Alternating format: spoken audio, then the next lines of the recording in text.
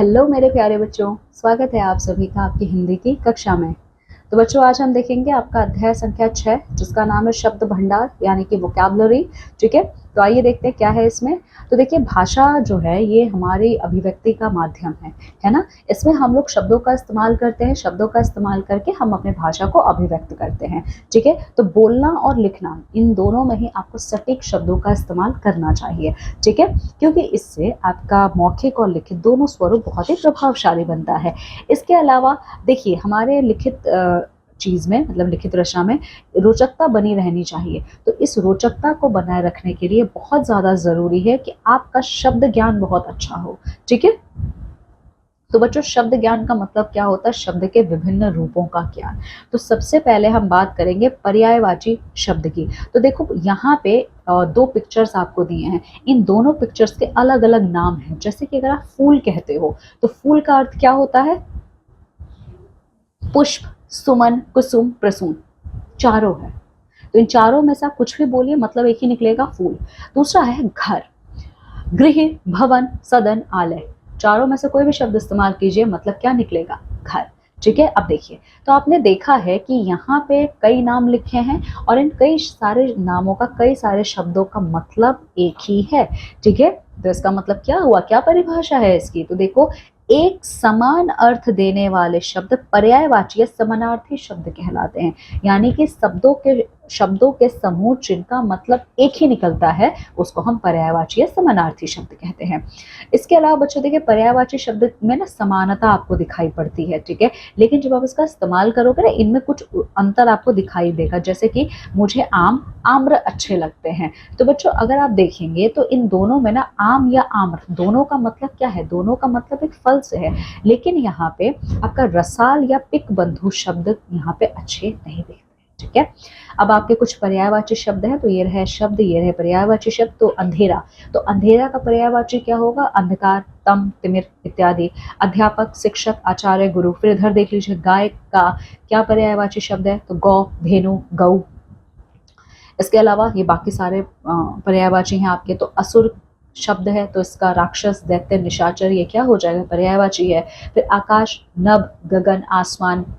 इसके अलावा गंगा का देखिए, देव नदी, सुरसरी, भगीरथी इत्यादि। लक्ष्मी का अगर आप देखेंगे तो श्री, रमा, कमला। इधर देख लीजिए, जल तो पानी, नीर, वारी। धनुष, धनु, चाप, कमान।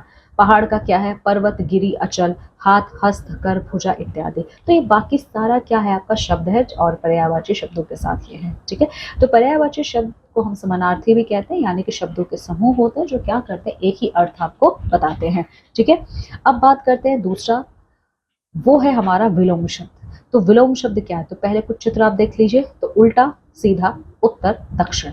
तो देखिए, ऐसे शब्द जो एक दूसरे का उल्टा अर्थ बताते हैं उन्हीं को हम लोग विलोम या विपरीतार्थक शब्द, विलोम या विपरीतार्थक शब्द कहते हैं। ठीक है, तो परिभाषा देखो, परस्पर उल्टे अर्थ देने वाले शब्द विपरीतार्थक या विलोम शब्द कहलाते हैं। यानी कि जो एक दूसरे का उल्टा मतलब बताते हैं उन्हीं को हम लोग विपरीतार्थक या विलोम शब्द कहते हैं। ठीक है, तो यहाँ पे कुछ विलोम शब्द यहाँ पे आपको दिए हुए हैं, तो देख सकते हो आप, ये रहे आपके शब्द और ये रहे आपके विलोम शब्द।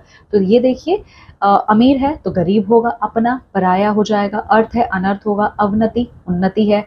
फिर इधर देखिए, आकाश, पाताल, आज्ञा, अवज्ञा, उत्तम, अधम, लघु, गुरु, महान। इसका कल का आज है, घृणा का प्रेम है इत्यादि। ठीक है, तो बाकी सब आप पढ़ेंगे, बाकी सब शब्दों को। तो विलोम शब्द यही है जो एक दूसरे का परस्पर उल्टा अर्थ बताते हैं। ठीक है, अब बात करते हैं अनेकार्थी शब्दों की। तो बच्चों, अनेकार्थी शब्द क्या होते हैं? अनेकार्थी, तो नाम से ही पता चल रहा है, अनेक अर्थ। अनेकार्थी मतलब अनेक अर्थ। तो देखो, यहाँ पे पिक्चर्स दिए हुए हैं, दो पिक्चर्स दिए हैं, पर दोनों को आप एक ही नाम से बुलाते हो।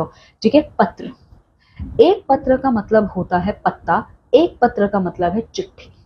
ठीक है, ये दोनों एक दूसरे से अलग है। पत्ता और चिट्ठी दोनों एक दूसरे से अलग है, लेकिन दोनों के लिए एक ही शब्द का इस्तेमाल हो रहा है, पत्र। फिर आता है जग, एक जग है जिसमें पानी भरा हुआ है और एक हमारी पृथ्वी है।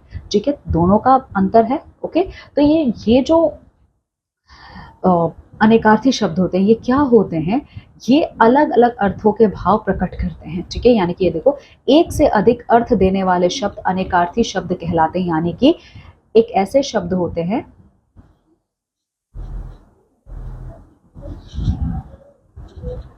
ये ऐसे शब्द होते हैं जो आपको बहुत सारा अर्थ बताते हैं, मतलब शब्द एक ही होगा लेकिन उसके मतलब बहुत सारे होंगे, ठीक है। तो वो शब्द जिनका तो वो सारे शब्द आपके जिनका मतलब बहुत निकलता है उसी को हम लोग अनेकार्थी शब्द कहते हैं। तो ये कुछ उदाहरण है, आप देख सकते हो। अंक, अंक का मतलब संख्या भी होता है, गोद और भाग्य तीनों है, ठीक है। अंबर, आसमान, वस्त्र, अमृत। इसके अलावा अक्षर, वर्ण, ईश्वर, सत्य, अर्थ, धन, आशय, प्रयोजन, ठीक है। कर, कर का मतलब हाथ भी होता है, टैक्स भी है, सूंड भी है, ठीक है। कल, कल का मतलब मशीन है, बीता हुआ कल और आने वाला कल भी है, ठीक है। बाकी का आप पढ़ेंगे बच्चों, ठीक है। अब देखिए अनेक शब्दों के लिए एक शब्द। अब हमारे पास ना कुछ शब्द होते हैं, कुछ शब्दांश होते हैं, कुछ वाक्यों के अंश होते हैं, ठीक है। अब इतना लंबा चौड़ा बोलने से अच्छा है कि हम एक ही शब्द बोलें जिसमें सारी चीजें आ जाएं। तो इन्हीं को हम अनेक शब्दों के लिए एक शब्द कहते हैं। जैसे कि देखो, शेर मांस खाने वाला पशु है, ये लंबी लाइन है, इसको आप शॉर्ट करके लिख सकते हो कैसे, शेर मांसाहारी पशु है। तो आप मांसाहारी पशु बोलना पसंद करोगे या मांस खाने वाला पशु, मांसाहारी, ठीक है ना। तो ये तीन शब्दों को मिला के एक शब्द आपका बन रहा है, ठीक है। तो इसी को हम अनेक शब्दों के लिए एक शब्द कहते हैं, ठीक है। तो देखिए क्या है, तो आप देख सकते हो। तो बहुत बार क्या होता है, इनका इस्तेमाल हम अपने वाक्यों को शुद्ध रूप देने के लिए, आकर्षक बनाने के लिए करते हैं। इनसे हमारे शब्दों में क्या होता है, रोचकता आ जाती है। इसके अलावा बच्चों बहुत सारे ऐसे एग्जाम्पल्स हैं अनेक शब्दों के लिए एक शब्द का, आप देख सकते हो। जैसे कि देखो, जो कभी ना मरे, तो जो कभी नहीं मर सकता उसको हम क्या बोलते हैं, उसको हम अमर बोलते हैं। जो दिखाई ना दे वो अदृश्य होता है। इसके अलावा जो पढ़ाने का काम करते, तो पढ़ाने का काम जो करते हैं उनको हम क्या कहते हैं, अध्यापक कहते हैं, ठीक है। इसके अलावा जो छोटा भाई हो तो छोटे भाई को हम अनुज कहते हैं। इसके अलावा जो ईश्वर में विश्वास रखता हो आस्तिक है, जो ईश्वर में विश्वास ना रखता हो, तो इतना लंबा लाइन बोलने से अच्छा नास्तिक बोल दीजिए बस, ठीक है। फिर देखिए, दूर की सोचने वाला, दूरदर्शी, जिसमें रस ना हो, नीरस इत्यादि। बाकी एग्जाम्पल्स आप पढ़ेंगे। अब अगला देखिए, समश्रुति भिन्नार्थक शब्द, तो ये क्या है। तो आप यहाँ पे दो पिक्चर्स देख सकते हैं, ग्रह, नक्षत्र, गृह, घर। तो देखिए क्या होते हैं ये, वे शब्द जो सुनने में लगभग समान प्रतीत होते हैं परंतु उनका अर्थ भिन्न होता है। ग्रह और गृह शब्द सुनने में एक समान लगते हैं परंतु उनके अर्थ में अंतर है। ऐसे शब्दों को समश्रुति भिन्नार्थक शब्द कहते हैं। तो देखिए, कुछ ऐसे हमारे शब्द होते हैं जो सुनने में ना बिल्कुल एक जैसे लगते हैं लेकिन उनके मतलब में उतना ही फर्क है जितना जमीन और आसमान में, ठीक है। यही है आपका समश्रुति भिन्नार्थक शब्द, ठीक है। यानी कि ऐसे शब्द जो सुनने में बिल्कुल एक जैसे हैं, ठीक है, मतलब बिल्कुल अलग है आपका। जैसे कि ग्रह, गृह, तो ऑलमोस्ट ये सेम है लेकिन एक ग्रह का मतलब प्लैनेट है और एक गृह का मतलब है घर, ठीक है। अब यहाँ पे कुछ एग्जाम्पल्स भी दिए हैं, जैसे कि अभय, उभय। अभय का मतलब है निडर, उभय का मतलब है दोनों। इसके अलावा कपट, छल, कपाट, दरवाजा। कुल, तो कुल, कुल, तो कुल का मतलब होता है वंश, कुल का मतलब होता है किनारा, ठीक है। कृपण, तो कृपण का मतलब है कंजूस, कृपाण का मतलब होता है तलवार, ठीक है। तो इसी तरीके से बाकी उदाहरण आप देखेंगे। तो बच्चों ये था आपका अध्याय। अब आइए इसको हम दोहराते हैं, यानी कि समरी इसकी देख लेते हैं। तो देखिए, समान अर्थ वाले शब्द समानार्थी या पर्यायवाची शब्द कहलाते हैं। यानी कि बहुत सारे शब्द हैं परंतु उनका अर्थ एक ही आपका निकलता है, उसको हम पर्यायवाची शब्द कहते हैं। इसके अलावा उल्टा अर्थ देने वाले शब्द विलोम शब्द कहलाते हैं, जो एक दूसरे का उल्टा मतलब बताएंगे वो विलोम शब्द हैं। और कुछ ऐसे भी शब्द होते हैं जिनका एक से ज्यादा अर्थ निकलता है, उसको हम अनेकार्थी शब्द कहते हैं। और जो बोलने और सुनने में बिल्कुल हमें एक जैसे लगते हैं लेकिन अर्थ में बहुत भिन्नता होती है, उसको हम लोग समश्रुति भिन्नार्थक शब्द कहते हैं, ठीक है। तो बच्चों ये था आपका संपूर्ण अध्याय, ठीक है। इस अध्याय को अच्छे से पढ़िए, उसका संपूर्ण अभ्यास कार्य पूरा कीजिए। चलिए वह मिलते हैं हमारी अगली कक्षा में आपके एक नए अध्याय के साथ। आप सभी अपना बहुत ख्याल रखें। बाय बच्चों।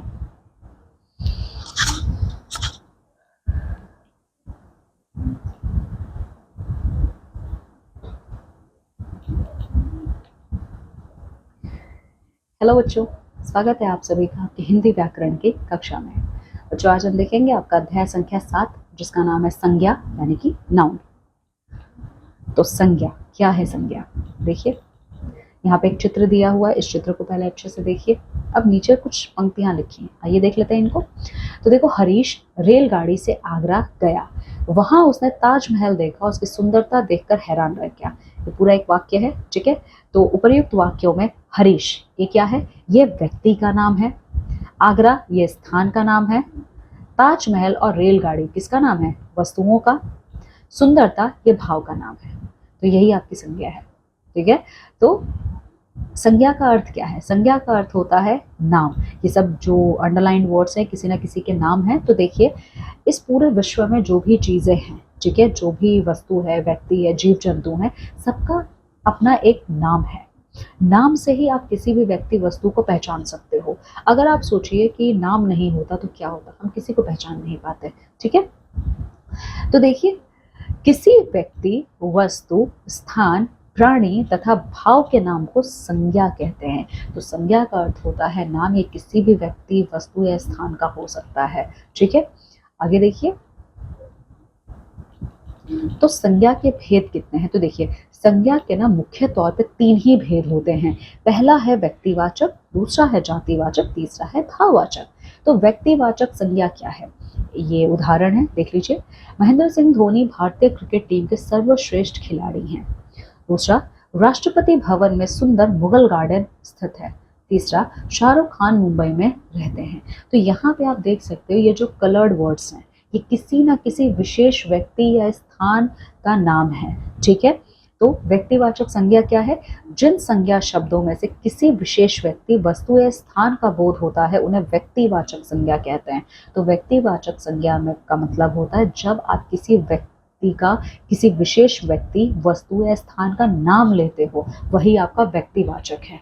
ठीक है, समझ में आया? व्यक्तिवाचक यही है, इसी को कहा जाता है। अब दूसरा है आपका जातिवाचक संज्ञा। तो देखिए, उपर्युक्त वाक्यों में बच्चे एक वर्ग या जाति का बोध करा रहे हैं। तो आप देख सकते हैं, यहाँ पे एक वाक्य लिखा है, कक्षा में बच्चे बैठे हैं। तो ये जो बच्चे शब्द है, ये भी एक संज्ञा शब्द है, लेकिन ये आपको एक जाति का बोध करा रहे, ग्रुप के बारे में आपको बता रहे हैं। यहाँ पे आप सभी बच्चों के बारे में बात कर रहे हो, यहाँ पे आप किसी एक विशेष बच्चे की बात नहीं कर रहे हो। तो ये होता है आपका जातिवाचक संज्ञा। तो देखिए, जिन संज्ञा शब्दों से संपूर्ण जाति का बोध हो, उन्हें जातिवाचक संज्ञा कहते हैं। तो जातिवाचक संज्ञा और कुछ नहीं बल्कि बच्चों, ये वो संज्ञा के शब्द होते हैं जहां पे आपका संपूर्ण जाति का बोध होता है। ठीक है, उसी को हम जातिवाचक संज्ञा कहते हैं। ठीक है, तीसरा है आपका भाववाचक संज्ञा। तो देखिए, यहाँ पे कुछ पिक्चर्स दी हैं, उनके नीचे कुछ लाइंस लिखी हैं। फूल की सुगंध बहुत अच्छी है, एवरेस्ट की चढ़ाई बहुत कठिन है। तो यहाँ पे कुछ बातों की चर्चा की गई है। तो ये जो बातें हैं, इनको आप केवल महसूस कर सकते हो, जैसे कि सुगंध और चढ़ाई, ये दोनों जो शब्द हैं वो आपके फूल, एवरेस्ट के गुण, रूप इत्यादि के भावों को प्रकट कर रहे हैं। तो ये क्या हो जाएगा? ये आपका भाववाचक संज्ञा है। तो देखिए, जिन संज्ञा शब्दों से किसी व्यक्ति, स्थान अथवा वस्तु के गुण, दोष, दशा या अवस्था आदि का बोध हो, उन्हें भाववाचक संज्ञा कहते हैं। तो भाववाचक संज्ञा और कुछ नहीं बल्कि ये वो संज्ञा शब्द होते हैं जो किसी भी व्यक्ति, वस्तु या स्थान के गुण, दोष, अवस्था के विषय में आपको बताते हैं, वही आपके भाववाचक संज्ञा कहलाते हैं। अच्छा, भाववाचक संज्ञा को देख पाना और छू पाना ये संभव नहीं होता। ठीक है, बस आप इसको महसूस कर सकते हो।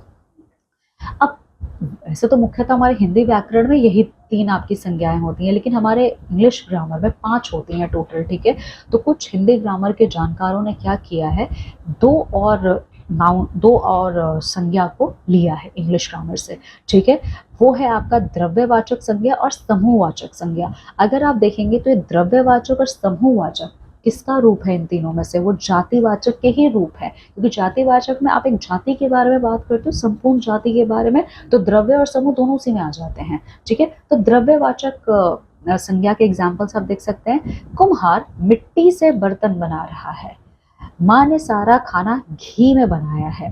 तो यहाँ पे ये मिट्टी और घी, ये क्या है? ये किसी ना किसी द्रव्य या पदार्थ के बारे में आपको बता रहे हैं। तो ये आपका द्रव्य या पदार्थ है। ठीक है, तो देखिए, द्रव्यवाचक संज्ञा क्या है?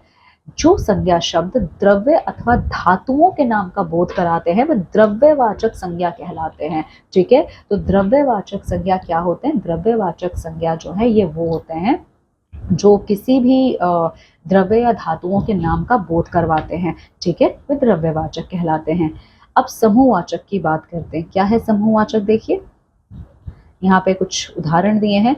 ग्वाला गायों का झुंड चराने ले जा रहा है, दुर्घटना स्थल पर लोगों की भीड़ इकट्ठी हो गई थी। तो यहाँ पे जो झुंड है और भीड़ शब्द है, ये किसी ना किसी प्राणी का या किसी मतलब ये किसी प्राणी या किसी व्यक्ति विशेष के बारे में आपसे बात नहीं कर रहे हैं, बल्कि ये समूह के बारे में बात कर रहे हैं। ठीक है, तो इसी को हम क्या कहेंगे, समूहवाचक संज्ञा कहेंगे। तो जैसे कि देखिए, जिन शब्दों से वस्तुओं अथवा प्राणियों के समूह अथवा समुदाय का बोध होता है, उन्हें समूहवाचक संज्ञा कहते हैं। ठीक है, अब देखिए जो भाववाचक संज्ञा है, भाववाचक संज्ञा शब्दों की रचना। तो भाववाचक संज्ञा शब्दों की रचना हम कैसे करते हैं? तो भाववाचक संज्ञा शब्दों की रचना हम लोग 5 प्रकार से करते हैं। ठीक है, तो कौन कौन से हैं वो 5 प्रकार? पहला है आपका जातिवाचक संज्ञा, दूसरा विशेषण से, तीसरा क्रिया से, चौथा सर्वनाम से और पांचवा अव्यय से। तो कैसे होगा, जातिवाचक संज्ञा से कैसे निर्माण होगा भाववाचक संज्ञा का, देख लीजिए। ये रहे जातिवाचक संज्ञा के शब्द और उससे निर्मित भाववाचक संज्ञा के शब्द। पशु अगर है तो भाववाचक में क्या होगा, पशुता। बच्चा, बचपन। मनुष्य, मनुष्यता। स्त्री, स्त्रीत्व। ठीक है, इसके अलावा देखिए भ्राता, भ्रातृत्व। सज्जन, सज्जनता। ठीक है, शिशु, शिशुता। युवा, यौवन। ठीक है, बाकी अगला देखिए विशेषण। तो विशेषण से कैसे बनाएंगे, तो ये रहा विशेषण और ये रहे भाववाचक संज्ञा शब्द। तो स्वस्थ, स्वास्थ्य। भला, भलाई। आवश्यक, आवश्यकता। मधुर, मधुरता इत्यादि। पर देखिए सुंदर, सुंदरता। अच्छा, अच्छाई। चिकना, चिकनाहट। ठीक है, फिर तीसरा क्रिया से। तो क्रिया से हम कैसे भाववाचक संज्ञा बनाएंगे, तो कमाना।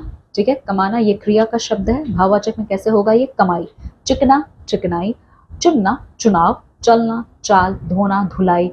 छापना, छपाई इत्यादि। ठीक है, अब चौथा देखिए सर्वनाम से। ठीक है, क्या है चौथा आपका, सर्वनाम से। तो ये रहा सर्वनाम, उससे बनने वाले आपके भाववाचक संज्ञा। अपना क्या है, अपनापन, अपनत्व है। सर्व, सर्वस्व। अहम, अहंकार। मम, ममता। ठीक है, अब अव्यय से कैसे भाववाचक संज्ञा का निर्माण होता है, तो आइए देख लेते हैं। ये रहे आपके अव्यय के शब्द, ये रहे उससे भाववाचक संज्ञा के शब्द निर्मित। मना का मनाही है। निकट, निकटता। धिक, धिक्कार। दूर, दूरी। आगे, पीछे। तो आगे पीछे ये 2 शब्द है, इनका कैसे होगा, आगा और पीछा। ठीक है, सो बच्चों ये था आपका अध्याय। अब आइए इसको देख लेते हैं, आओ दोहराओ। तो देखिए संज्ञा का अर्थ होता है नाम। तो संज्ञा का अर्थ क्या है, संज्ञा का अर्थ है आपका नाम। व्यक्ति, वस्तु, स्थान अथवा भाव के नाम को हम संज्ञा कहते हैं। ठीक है, और संज्ञा के 3 भेद होते हैं, तीनों का नाम क्या क्या है, व्यक्तिवाचक संज्ञा, जातिवाचक संज्ञा और भाववाचक संज्ञा। फिर देखिए अंग्रेजी व्याकरण से प्रभावित होकर विद्वानों ने क्या किया है, हिंदी में 2 और संज्ञाओं को जोड़ दिया है, जिसका नाम है संज्ञा, द्रव्यवाचक संज्ञा और समूहवाचक संज्ञा। फिर देखिए भाववाचक संज्ञा शब्द जो होते हैं उनका निर्माण आप जातिवाचक संज्ञा से, विशेषण से, सर्वनाम, क्रिया और अव्यय से आप कर सकते हैं। ठीक है, सो बच्चों ये था आपका संपूर्ण अध्याय, जिसमें हम सभी लोगों ने संज्ञा और संज्ञा के भेदों के विषय में पढ़ा है। ठीक है, तो इसको अच्छे से पढ़िए, इसका संपूर्ण अभ्यास कार्य पूरा कीजिए। ठीक है, तो चलिए अब मिलते हैं हमारी अगली कक्षा में आपके एक नए अध्याय के साथ। आप सभी अपना ख्याल रखें। बाय बच्चों।